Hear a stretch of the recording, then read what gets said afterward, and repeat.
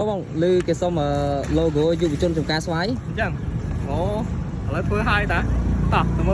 tao mơ logo tao hết ta ok ok បាទអញ្ចឹងបើកម្មវិធី Canva មកបាទហើយបន្តទៀតគឺយើងទៅ search បាទ search ពាក្យថា player ណា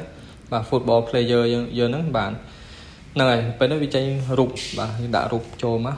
ឆ្លាញ់រូបណាដាក់រូបហ្នឹងហើយខ្ញុំយក seal បាទ seal គឺរូបសុំឬក៏រូប logo នឹងឯងខ្ញុំយកមួយនេះហើយខ្ញុំដាក់ពណ៌លឿងបាទដោយសារវាពណ៌លឿងនេះសមជាងគេបាទបន្តទៀតគឺយើងទៅដាក់ stroke មានន័យថាយើង copy វាជា2មកហើយព្រោះវាទូចហើយដាក់ពណ៌ណែពណ៌លឿងតែសុំពណ៌ខ្មៅណែបានស្អាតបាទ background ពណ៌ខ្មៅអត់ស្អាតទេណាអញ្ចឹងសុំពណ៌ខ្មៅនៅកន្លែងនេះហើយបន្តទៅគឺយើងបាទអញ្ចឹងយើងដឹងហើយយុវជនចំការស្វាយអញ្ចឹងយើងដាក់រូបស្វាយមកណាអត់ដាក់រូបស្វាយមកមិន style ហ្នឹងហើយ logo យុវជនចំការស្វាយហើយយើងសេអសចូលមកណាយុវជនចំការស្វាយហ្នឹងហើយនេះគឺជាឈ្មោះក្រុមរបស់គាត់ណា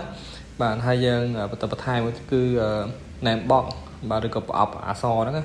បាទដាក់ចូលនោះគឺប៉ុណ្ណឹងចប់ហើយបាទគឺ logo មួយនោះគឺមានតែប៉ុណ្្នឹងឯងបាទអញ្ចឹងបើសិនចូលចិត្តបាទកុំភ្លេចឲ្យបេះដូងម្នាក់មួយមកអរគុណច្រើន